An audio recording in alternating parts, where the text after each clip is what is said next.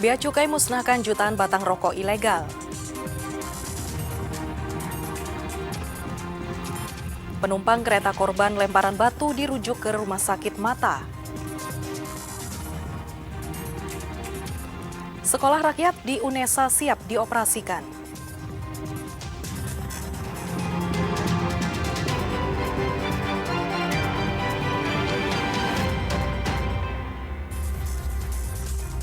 Halo saudara, apa kabar Anda hari ini? Kita berjumpa lagi dalam Kompas Jatim.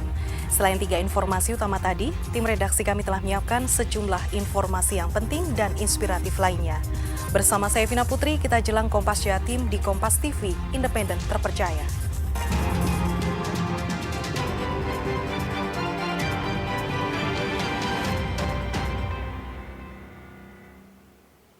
Kita buka Kompas Jatim dengan berita pertama dari Surabaya. Saudara, 2 tersangka pencurian sepeda motor yang telah beraksi di 12 tempat berbeda diringkus Satreskrim Polrestabes Surabaya. Penangkapan ini berkat CCTV yang merekam aksi pencurian motor yang dilakukan pelaku di kawasan Tambak Sari, Surabaya viral di media sosial. Ironisnya, kedua tersangka merupakan residivis kasus pencurian motor dan penjamretan yang baru sebulan keluar dari penjara.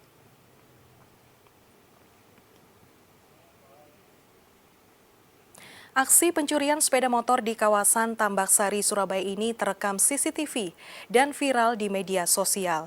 Dari rekaman CCTV, Satreskrim Polrestabes Surabaya mengidentifikasi pelaku dan meringkusnya. Dalam aksinya, kedua tersangka saling berbagi peran, yakni sebagai eksekutor yang mengambil motor korban dan mengawasi situasi sekitar. Keduanya terpaksa dilumpuhkan dengan timah panas karena berusaha melawan saat akan ditangkap. Ironisnya, tersangka juga merupakan residivis yang sudah 2 kali keluar masuk penjara dengan kasus curanmor dan penjamretan.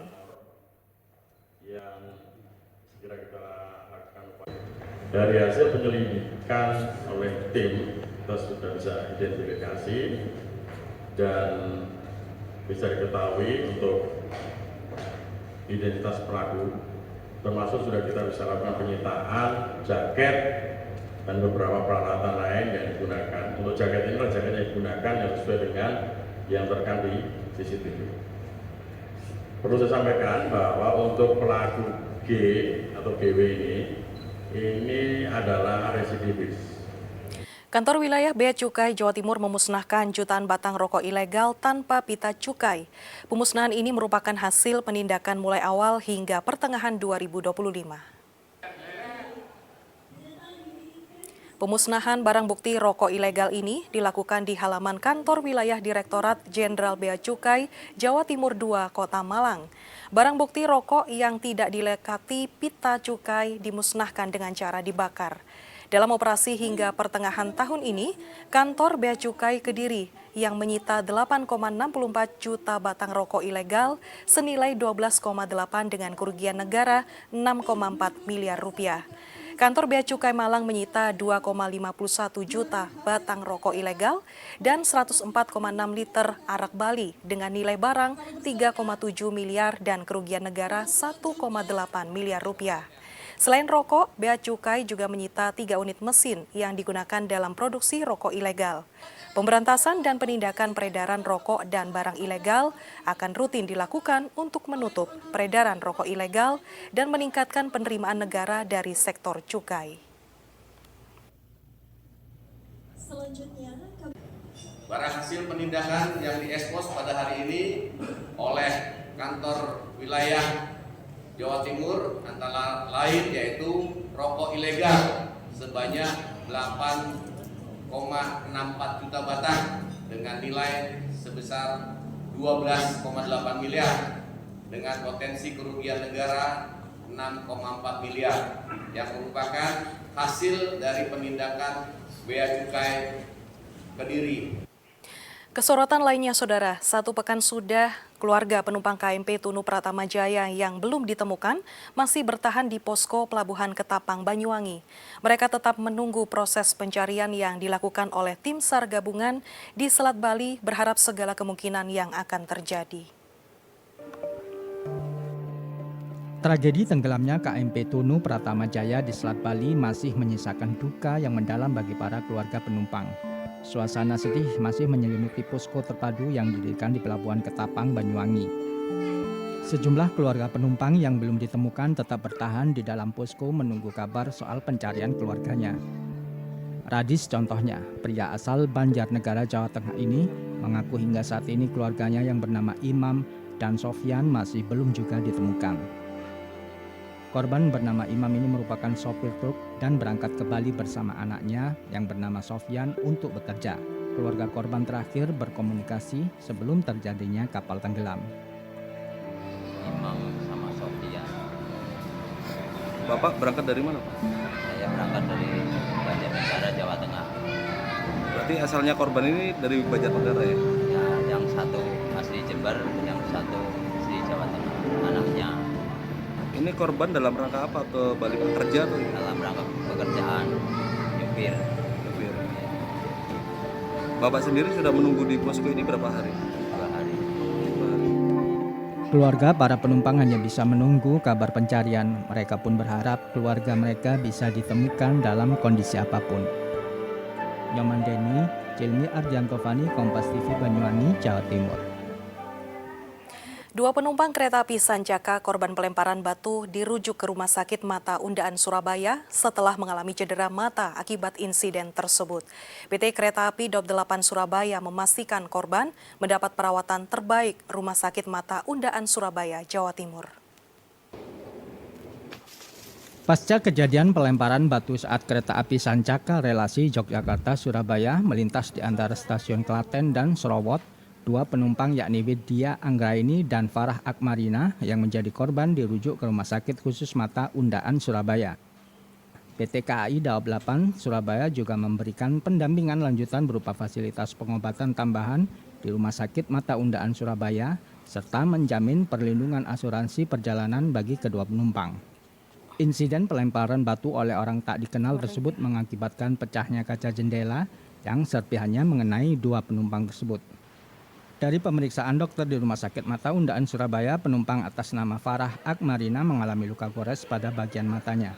Sementara Widya Anggraini, penumpang yang videonya viral, mengalami luka di bagian wajah akibat serpihan kaca.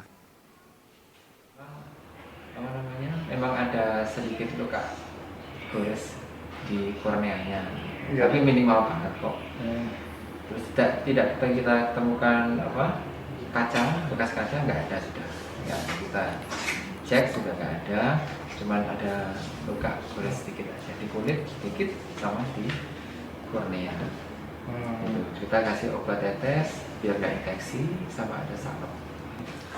Kemarin dari Yogyakarta ke Sidoarjo naik kereta Sancaka. Kejadian awalnya 22.25 tapi kejadiannya itu 22.45.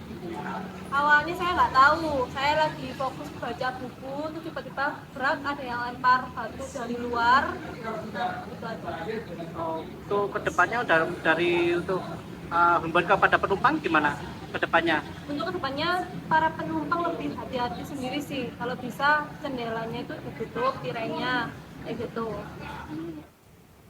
Sementara itu, PT KAI mengecam keras tindakan vandalisme yang tidak hanya melanggar hukum, tapi juga membahayakan keselamatan dan kenyamanan penumpang.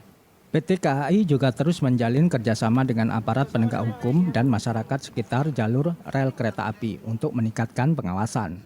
Mahendra Tri Ginanjar, Kompas TV Surabaya, Jawa Timur.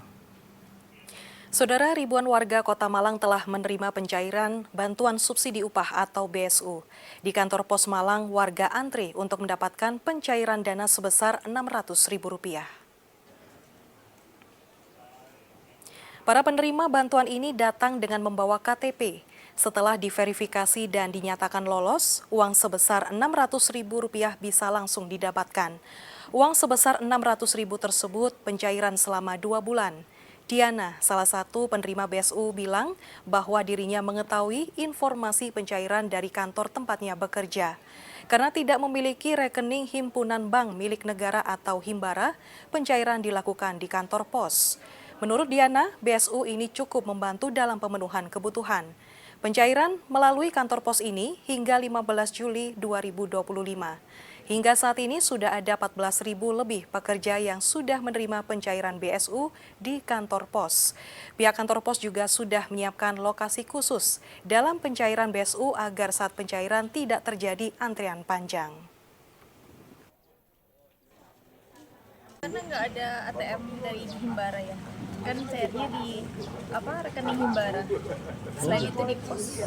Oh, mbaknya ngambilnya di pos. Iya, ya, lumayan ya Pak, seperempat dari gaji ya. Rencananya mau buat apa? Buat tambah biaya kuliah.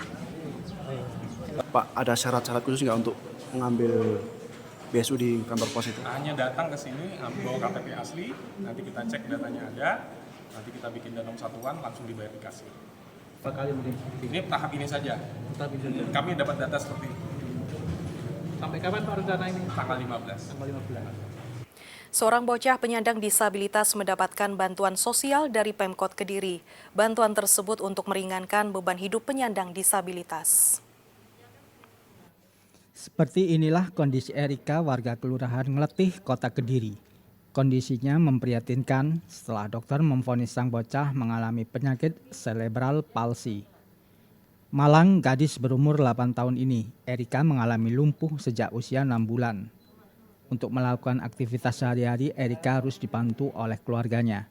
Kini gadis itu juga tidak bisa merasakan belajar di sekolah karena terhalang oleh penyakitnya. Sudah mulai di umur 6 bulan sampai sekarang 8 tahun. Kalau vonis dokter cerebral palsy. Penyakit kayak saraf otak. Terus udah mencoba diperiksakan? Sudah, ini kan rutin penggambiran. Ya, bersama terapi, tapi terapinya sementara dianya nggak mau. Pemkot Kediri memberikan bantuan sosial berupa sepatu terapi ankle foot orthosis (AFO). Bantuan itu diberikan agar kondisinya lekas pulih seperti anak-anak pada umumnya. Selain itu, untuk meringankan beban hidup para warga yang kurang mampu. Hari ini kami berkunjung ke beberapa rumah warga yang memang mendapatkan bantuan sosial dari pemerintah. Tadi kita lihat bersama, kita sudah berkunjung di rumahnya Erika, dapat bantuan sepatu kafo, kemudian tadi ke rumahnya Bapak Supriyadi mendapatkan bantuan biaya hidup. Kemudian ada Pak Sukirno juga bantuan biaya hidup. Yang terakhir ini ke Pak Mahrus mendapatkan bantuan berupa kursi roda. Kini total ada 4 warga dari berbagai kelurahan yang mendapatkan bantuan sosial. Bantuan tersebut berupa alat bantu mobilitas, uang jaminan hidup, dan kebutuhan pokok. Ismail Hasan, Kompas TV Kediri, Jawa Timur. Sekolah rakyat di UNESA siap dioperasikan. Nantikan informasinya usai jeda berikut ini.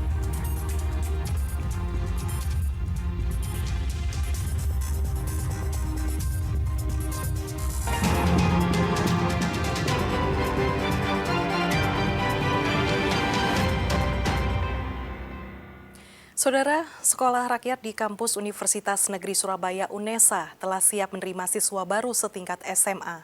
Gedung sekolah dan asrama maupun fasilitas lainnya sudah siap 100% digunakan. Sebanyak 100 siswa angkatan pertama akan mulai masuk Sekolah Rakyat di tahun ajaran baru 2025. Dalam beberapa hari ke depan, program Sekolah Rakyat di Jawa Timur akan segera dimulai. Universitas Negeri Surabaya UNESA ditunjuk sebagai salah satu pelaksana sekolah rakyat dan telah selesai pembangunan sekolah, asrama, dan fasilitas di kampus UNESA di kawasan Lidah Wetan, Surabaya.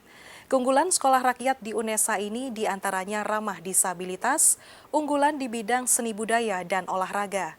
Sedangkan untuk pembelajaran akan berbasis nilai, karakter, keahlian, atau kompetensi.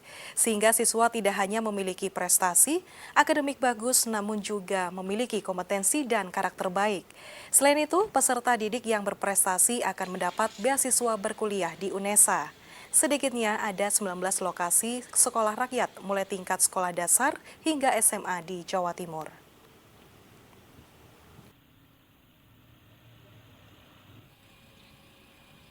desa sudah siap, sangat siap, 99,9% sudah siap. Insya Allah dalam waktu dekat akan didatangi oleh Gus Menteri. Sekarang ada tim Irjen untuk melihat persiapan kita, baik itu kelas, asrama, dan perangkat yang lain. Termasuk fasilitas? Iya, sama fasilitas yang lain. Kita sudah siap. Dalam 100. Penjualan alat dan buku tulis di Pasar Blauran ramai pembeli. Harga yang murah dengan ragam pilihan menjadi daya tarik sendiri masyarakat yang datang berbelanja untuk kebutuhan anak sekolah di tahun ajaran baru. Penjualan alat tulis dan juga buku tulis untuk siswa di Pasar Tradisional Blauran, Surabaya sepekan jelang masuk sekolah ramai peminat. Pembeli dapat memilih berbagai jenis alat tulis seperti pensil, ballpoint, spidol hingga buku tulis berbagai merek dengan harga yang murah. Selain dijual eceran, pembeli juga dapat membeli secara grosir dan paketan. Harga ballpoint dibanderol mulai dari Rp2.000 per item, sementara buku tulis Rp4.500 per item. Sementara satu lusin atau satu paket buku tulis hanya dijual dengan harga mulai dari Rp30.000. Ya mungkin karena harganya juga beda sama yang mall, lebih murah, lebih terjangkau, dan juga senang ya pilihan. Berarti untuk kebutuhan SD ya? Kebutuhan SD kelas 2. Kelas 2. Berarti setiap memang jelang tahun ajaran baru memang selalu belanja gini kebutuhan ya Pak ya? Kan kebutuhan anak juga. Untuk borongan bisa habis berapa Pak kira-kira? Ini tadi sama keren juga, sekitar 200-250. 250 udah komplit ya? Para pedagang mengaku meningkatnya jumlah pembeli sudah terjadi sejak sepekan terakhir dengan rata-rata kenaikan hingga 30% dengan omset mencapai Rp4 juta per hari. Yang paling banyak dicari apa?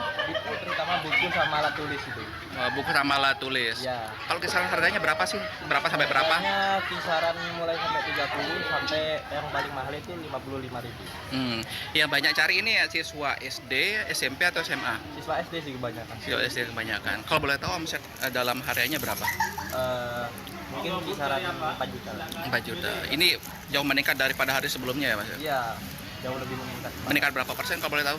Meningkat dari 30% lah, sekitar 3 jutaan. Peningkatan jumlah pembeli ini diprediksi akan masih terjadi hingga awal masuk sekolah pekan depan. Alfian Rahman, Kompas TV, Surabaya, Jawa Timur. Kesorotan lainnya, Saudara, usaha jahit rumahan di Kampung Darmokali Gang Tugu, Surabaya kebanjiran pesanan untuk menjahit seragam sekolah di tahun ajaran baru. Dalam sebulan terakhir, pesanan menjahit seragam meningkat hingga 100%. Momen tahun ajaran baru 2025 menjadi berkah bagi pelaku usaha jahit rumahan. Seperti usaha jahit rumahan di Kampung Darmokali Gang Tugu, Surabaya ini.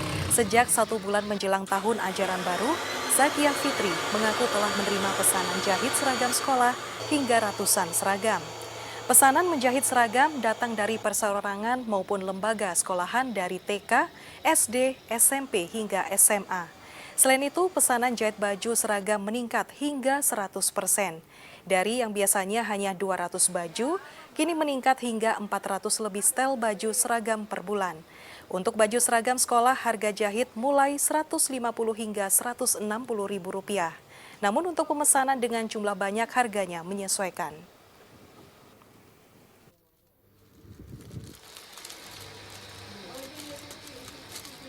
Bu, itu rata-rata langsung dari sekolah atau individu Bu yang meminta? Oh, yang banyak kita dari sekolah. Jadi sekolah swasta banyak, sekolah negeri ada juga tapi tidak terlalu banyak. Jadi yang banyak dari sekolah swasta. Rata-rata bajunya itu baju pramuka kah atau baju batik atau apa Bu? Campur. Jadi kita ada seragam yang merah putih, putih biru, pramuka itu ada, terus baju muslimnya juga ada, terus baju batik juga ada. Jadi kadang permintaan sekolah itu mulai dari seragam dari hari Senin sampai Jumat, itu kita yang mengerjakan semua. Momen tahun ajaran baru dan masuk sekolah, penjualan seragam sekolah di Pasar Tradisional Blauran, Surabaya sepi. Omset penjualan turun bila dibandingkan tahun lalu di momen yang sama jelang masuk sekolah. Seperti yang dialami para pedagang seragam sekolah di Pasar Blauran, Surabaya, penjualan seragam sekolah di momen libur sekolah dan jelang tahun ajaran baru saat ini tidak seramai tahun sebelumnya. Rata-rata per hari pedagang hanya dapat menjual sekitar 50 potong seragam sekolah dengan harga mulai dari Rp35.000 per seragam dan rentang Rp100 hingga Rp150.000 per setel seragam. Pedagang tetap berharap penjualan seragam bisa kembali meningkat atau sehari jelang masuk sekolah pekan depan. Pasar Blauran dikenal sebagai salah satu tempat jual beli seragam sekolah dengan harga terjangkau di Surabaya.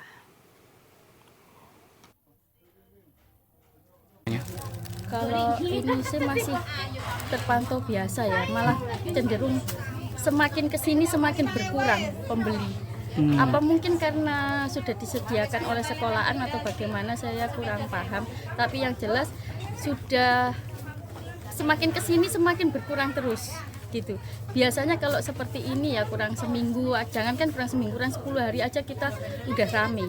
Tapi sekarang omset itu turun dan semakin turun. Boleh tahu omsetnya berapa Bu ini sehari? Sehari bisa sampai paling kecil itu 3 juta, 5 juta mas jahitan. Kalau sama tahun lalu perbandingannya? Oh masih tahun lalu masih banyak tahun lalu.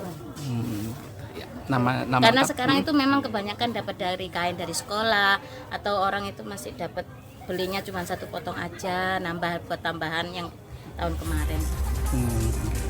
Monumen kapal selam Saksi Bisu pertahankan wilayah NKRI. Sesaat lagi informasinya, tetaplah bersama kami.